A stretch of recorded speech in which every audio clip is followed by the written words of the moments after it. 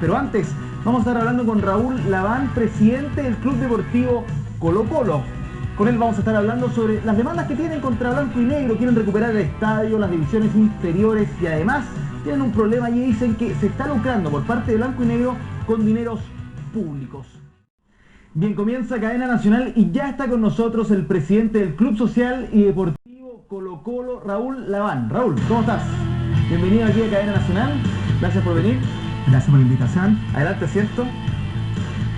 Raúl, bueno, queríamos que nos contaras un poquito de qué se tratan estas dos demandas que ustedes como corporación te pusieron contra la concesionaria Blanco y Negro, que es una cuestión distinta para que la gente lo entienda rápidamente, que es una cuestión distinta al Club Social. Y más allá de las dos demandas que tienen que ver con recuperar el estadio, con recuperar las divisiones inferiores, que es una demanda más o menos histórica, y llevan varios años con eso, esto que tú has dicho que Blanco y Negro está lucrando con los dineros públicos. ¿Qué significa esa acusación en particular? Bueno, primero que nada, muchas gracias por la invitación. Efectivamente, nosotros hace ya varios meses atrás encargamos estudios en Derecho, 2 estudios en Derecho, para saber, bajo, ¿no es cierto?, el contrato de concesión que suscribió el Club Social y Deportivo Colo-Colo con Blanco y Negro, y bajo lo que es la ley de Sociedad Anónima Deportiva, qué es lo que podía o no podía hacer la corporación. Porque la tesis que tiene Blanco y Negro, que la corporación está congelada, está como el Capitán América, no puede hacer nada. Y lo que había pasado durante los primeros 8 años de concesión es exactamente eso. El club estaba absolutamente congelado. Entonces, antes de empezar a ver cómo recuperar el club, lo primero que hicimos fue encargar estos informes en Derecho. Y lo primero que establecieron estos informes en Derecho es de que el club tiene el derecho, y no solamente el derecho, sino que la obligación, de acuerdo a sus estatutos, de desarrollar y fomentar todo tipo de deporte amateur, formativo, todo lo que es las actividades sociales, la escuela deportiva, que estaba dejando de hacer. Entonces lo primero que hicimos fue iniciar, ¿no es cierto?, la posibilidad de recuperar, ¿no es cierto?, esas actividades, y en conjunto el informe también indica de que la administración del estadio había sido entregada a través de un mandato que había entregado la corporación a Blanco y Negro dentro del contrato de concesión, pero un mandato puntual, y lo que hicimos fue revocar ese mandato para recuperar la administración del estadio. Dado que ninguna de las dos cosas estaban avanzando bien, lo que decidimos hacer es interponer estas demandas para judicialmente buscar recuperar el estadio por un lado, la administración del estadio, y por otro lado poder recuperar actividades que está Blanco y Negro haciendo hoy día, que nosotros sentimos que nos corresponden. Nosotros entendemos que el contrato de concesión solamente nos prohíbe la actividad del deporte profesional. Todo el resto de las actividades, tanto deportivas como sociales, bajo el nombre Colo-Colo, le corresponde desarrollarla a la corporación. Y en eso es lo que estamos. Y ahí hay un tema particularmente importante y que tiene que ver con ahora lo último, la contingencia, y es el hecho de las divisiones inferiores. Ahí ustedes tienen una acusación bastante importante que le hacen a Blanco y Negro, y ahí tiene que ver la frase que yo señalaba al principio, que de alguna manera tú dices están lucrando con dineros públicos o con dineros que están enfocados hacia otra perspectiva. Si pudieras explicar en qué consiste eso. Efectivamente, tal como lo demuestra la investigación que hizo CIPER, lo que hizo Blanco y Negro y han hecho otros clubes, otras sociedades anónimas deportivas, para poder acogerse al beneficio de la ley de donaciones para fines deportivos, es crear clubes espejos que les pertenecen a la sociedad anónima, a través de los cuales han postulado estos recursos. En el caso Blanco y Negro, no solamente tienen lo que ellos llaman Colo-Colo Fútbol Joven, a través del cual ellos postulan y han recibido estos fondos. De hecho, han sido adjudicados más de 5.000 millones de pesos para Blanco y Negro, es decir, para el Colo-Colo Fútbol Joven, a través de esta modalidad, de los cuales ya se han desembolsado cerca de 1.700 millones de pesos. Pero en el caso de Blanco y Negro, ellos en su balance y en su memoria declaran de que el fútbol joven es un centro de negocio. Por lo tanto, ahí está claramente declarada la vinculación. Por otro lado, en sus balances reconocen como ingreso el ingreso por concepto de venta de jugadores formados en casa. Y junto a eso, en las propias declaraciones de Blanco y Negro, ellos han financiado el fútbol joven con estas donaciones, principalmente aportadas por las mismas empresas que son las con las cuales ellos tienen acuerdos comerciales. Por lo tanto, nosotros pensamos, no está demostrado todavía, pero pensamos de que aquí habría un delito tributario. Pero lo que sí está claro es de que esta figura lo que busca es financiar una actividad que no le pertenece, que es la actividad del fútbol formativo, a través de recursos que nos pertenecen a todos los chilenos. Ahí para entender un poquito más, la acusación tiene que ver con que, bueno, la ley del deporte ha sido cuestionada muy a fondo por este reportaje de CIPER, pero también ahí se cuestionaba hace bastante tiempo por el tema de que el espíritu de la ley es que este dinero finalmente llegue al fútbol amateur, a pequeñas escuelas no solamente de fútbol sino de deporte, y que finalmente se la están llevando otras agencias o en este caso grandes equipos como Colo-Colo. Pero en el caso puntual es que tiene que ser entregado este dinero siempre que lo permita no solo la ley, sino esté validado por el Instituto Nacional del Deporte, a corporaciones sin fines de lucro. Y en este caso, la corporación sin fines de lucro es esta nueva corporación que se arma con las divisiones inferiores de Colo-Colo.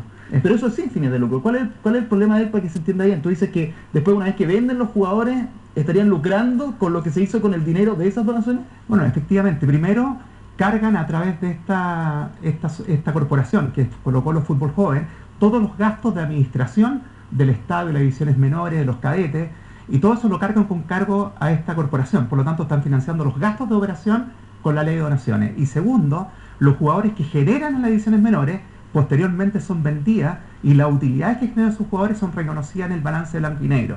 Por lo tanto, ahí claramente lo que se está haciendo es que se está lucrando, ¿no es cierto?, con estos recursos que no tienen ese objetivo. Nosotros creemos, y de hecho la ministra del Deporte está citada el día jueves a la Comisión de Deporte de la Cámara de Diputados, y yo creo que un poco el espíritu es de hacer una revisión a fondo con respecto a la ley de donaciones con fines deportivos, porque claramente no está llegando a los clubes, no está llegando donde realmente se necesita. De hecho, uno puede ver incluso que la Parva, ¿no es cierto?, la Parva está financiando su gasto de operación con ley de donaciones, y no hay plata para el tenis, no hay plata para el atletismo, no hay plata para nada, pero sí se están de alguna manera utilizando estas franquicias para actividades que no tienen nada que ver con la promoción del deporte en forma masiva en los sectores donde no hay otra opción para financiarla.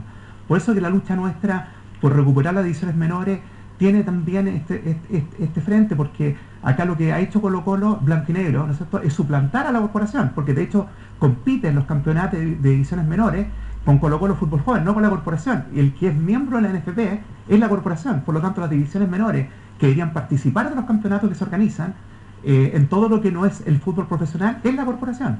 Por eso nosotros estamos luchando y nos encontramos con esta irregularidad que es parte de lo que se está investigando, pero efectivamente en el caso de blanco y negro yo creo que está la declaración precisa de que ellos están vinculando lo que el Colo-Colo Fútbol Joven con blanco y negro, y ahí nosotros pensamos que hay un delito.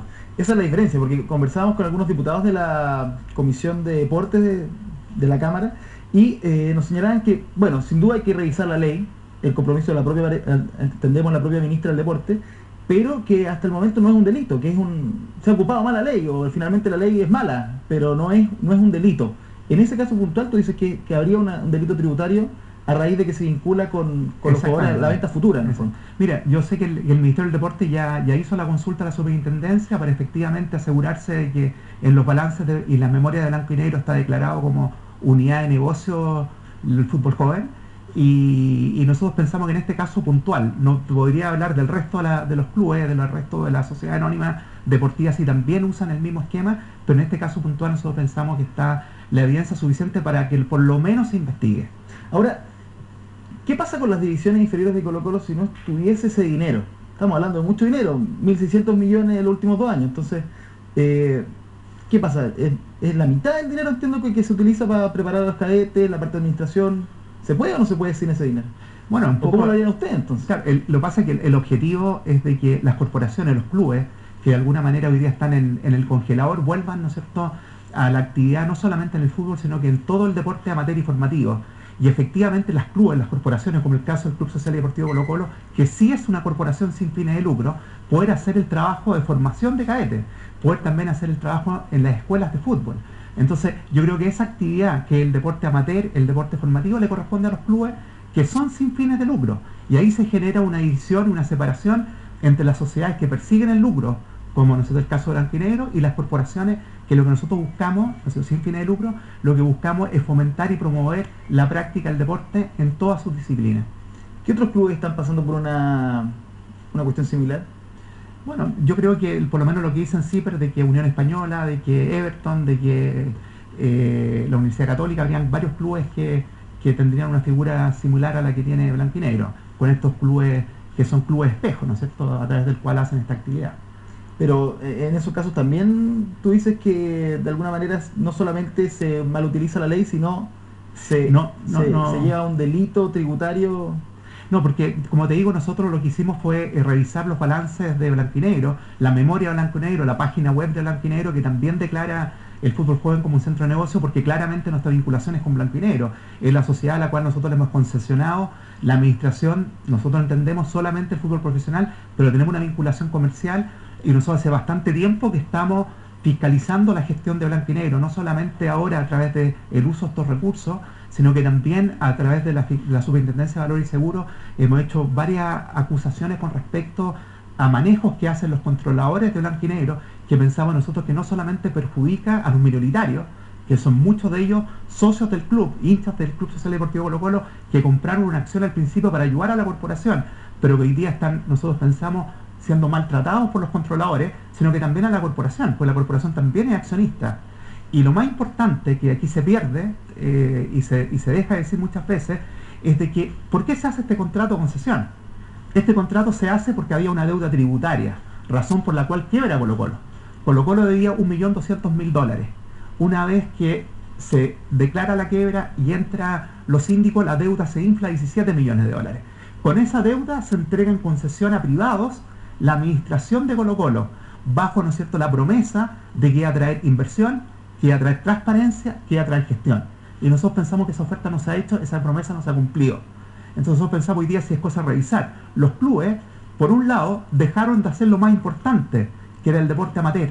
Hoy día están prácticamente concentrados bajo el modelo de sociedad anónimas deportivas en lo que genera recursos, que es el fútbol. El primer equipo. Y a pesar de eso, están todos los clubes quebrados. Y el campeonato está absolutamente despotenciado. Uno hoy día ve los refuerzos que traen los clubes y son básicamente jugadores que ya están viniendo a morir en Chile. Pero ya no somos, y es cosa de ver los campeonatos a nivel internacional. No tenemos un campeonato de proyección, no ha habido inversión en esta actividad. Y lo más importante es que el modelo Sociedad Anónima Deportiva no trajo transparencia como prometía. Y en el caso Colo Colo, nosotros de los 17 millones de dólares que debíamos cuando entregamos la concesión, hoy día debemos más de 44 millones de dólares, porque es Blanco y Negro el que tiene que pagar la deuda tributaria. Y como tiene un esquema de pago muy conveniente, va pagando lo mínimo. Y lo mínimo que paga, que cumple con el convenio, no alcanza a amortizar y hacer que la deuda vaya bajando. Por lo tanto, a nosotros nos preocupa de sobremanera de que esta deuda siga creciendo, porque aquí el deudor no es Blanco y Negro, el deudor es la corporación, al que le van a girar esta deuda tributaria al club. Y al final, ¿en qué vamos a terminar? Exactamente donde partimos. ¿Y qué esperan terminar? ¿Por qué hicimos la concesión? Para no perder el estadio. Y ahora, ¿qué vamos a terminar? Que el único activo que nos va a quedar cuando termine el periodo de concesión, los primeros 30 años de concesión, que quedan 22, va a ser el estadio. ¿Por qué? Porque las cadetes no las tenemos. Las cadetes, que es un activo nuestro, está hoy día en manos de este Colo Colo Fútbol Joven. Nosotros queremos tener no solamente el estadio para enfrentar ese problema, sino que también agarrar y retomar las cadetes. Hay que pensar lo siguiente. ¿Pero tú dices que peligra el estadio? Efectivamente, si la deuda tributaria sigue subiendo, en algún minuto el único activo que va a tener la corporación para enfrentar ese vacío va a ser su estadio. Y aquí lo importante es lo siguiente: la gente de Blanco y Negro dice, pero ¿para qué se preocupan si nosotros igual, cuando llegue el minuto de pagar la deuda, el año 30, vamos a hacer un aumento de capital para pagar ese pasivo? Yo les garantizo que Blanco y Negro no va a hacer ese aumento de capital, porque en ese momento la deuda, incluso de convenio, va a estar más allá de 50 millones de dólares. Y si Blanco y Negro hiciera un aumento de capital y lo pagara, ellos pasarían a tener el 49% de Blanco y Negro, porque por contrato la corporación pasa a tener el control igual, el 51%. Si la deuda está pagada, el 51%. Si la deuda no está pagada, la corporación se hace dueña del 100% de Blanco y Negro. Por lo tanto, lo más probable es que el año 30, Blanco y Negro no va a pagar la deuda tributaria y la corporación va a ser la deudora de más de 50 millones de dólares y va a ser la dueña 100% de la codeudora, que va a ser Blanco y Negro. Por lo tanto, nosotros recuperar hoy día la administración de nuestros bienes, en particular el estadio y las divisiones menores, es fundamentales. Solamente para darte un dato, los primeros 3 años de concesión, Blanco y Negro generó casi 35 millones de dólares vendiendo jugadores generados por la corporación. En los últimos años de la concesión no se ha vendido ni un jugador. Por lo tanto, nosotros pensamos que el trabajo que se hace en divisiones menores no va en la dirección de generar, ¿no es cierto?, un patrimonio para la corporación. Si ustedes se hacen cargo de las divisiones menores, ¿se acogerían a la ley de donaciones? Es decir, yo creo que nosotros lo que tenemos que hacer es que todo el deporte formativo y amateur tenemos que buscar distintas fuentes de financiamiento, y una de ellas es el tema de la ley de donaciones, pero particularmente para la parte, el fútbol de escuela, para el deporte de escuela. Nosotros vamos por el modelo de escuelas deportivas. Nosotros de hecho tenemos hoy día el convenio con 3 municipios, queremos crear primeras 3 escuelas gratuitas de deporte, y no solamente fútbol, sino que fútbol, básquetbol, voleibol y otras disciplinas, y creemos que ahí se aplica perfectamente la ley de donaciones, porque el objetivo es eso, fomentar la práctica del deporte en forma masiva, desarrollado por clubes sociales y deportivos sin fines de lucro. ¿Qué otra cosa se han...? Porque tú lo decías, hicieron una investigación sobre blanco y negro, están destapando este tema que a ustedes les parece importante y por lo tanto hicieron una demanda. ¿Qué otra cosa se encontraron en esta investigación? Que bajo su parámetro estaría abusando, como lo has dicho tú, u otra palabra con respecto a la concesionaria de blanco y negro. Bueno, lo primero es el tema de la deuda fiscal. Nosotros hemos podido instalar en la opinión pública, hemos podido instalar en la autoridad, hemos podido instalar en los colocolinos que la deuda, ¿no es cierto?, ya hoy día alcanza 44 millones de dólares. Blanco y negro siempre decía que esto eran 9.000 millones de pesos, y nosotros fuimos capaces de demostrar de que la deuda son 44 millones de dólares, y eso es importante, porque de alguna manera pone arriba de la mesa el problema de fondo, que es el problema por el cual se creó esta ley, que es por la deuda tributaria. Segundo, nosotros pensamos que hay algunas irregularidades en materia de manejo financiero de blanco y negro que tienen que ver básicamente con la contabilización de algunos pasivos, algunas contingencias que no están contabilizadas adecuadamente. Nosotros hicimos las indicaciones de la Superintendencia de Valores, algunas fueron acogidas, otras no. Nosotros pensamos que se acojan porque claramente, de ser correcto la visión que nosotros tenemos con respecto a la situación patrimonial de blanco y negro y con respecto a su real capacidad de generar esos recursos para, por un lado, pagar la deuda tributaria, y segundo, que es devolverle a Colo-Colo, cuando termine la concesión, un plantel de igual proyección y de igual valor que el que le entregamos nosotros originalmente. Nosotros pensamos que la situación patrimonial está mucho más complicada y comprometida a lo que se piensa. ¿Y qué pasa con la corporación? Mucho se ha dicho últimamente, y ya por larga data, de que hay problemas en la administración, que también hay problemas financieros, se hizo este aumento de socios importantísimo y que no hay transparencia tampoco en ese tema. ¿Qué hay de cierto que puede responder al respecto? Bueno, mira, efectivamente nosotros lo que tenemos es que pasamos entre mayo, junio del año pasado y septiembre del año pasado de 220 socios a casi 38.000 socios. Y el proceso, ¿no es cierto?, de crecimiento fue un proceso muy traumático. Administrativamente nosotros no estamos preparados. ¿Era un objetivo crecer a esa manera? Nosotros es que nunca pensamos, mira, Marcelo Bartichotto, que era extremadamente optimista en lo que podía pasar, hablaba de 20.000 socios. 40.000 socios nunca nadie los pensó.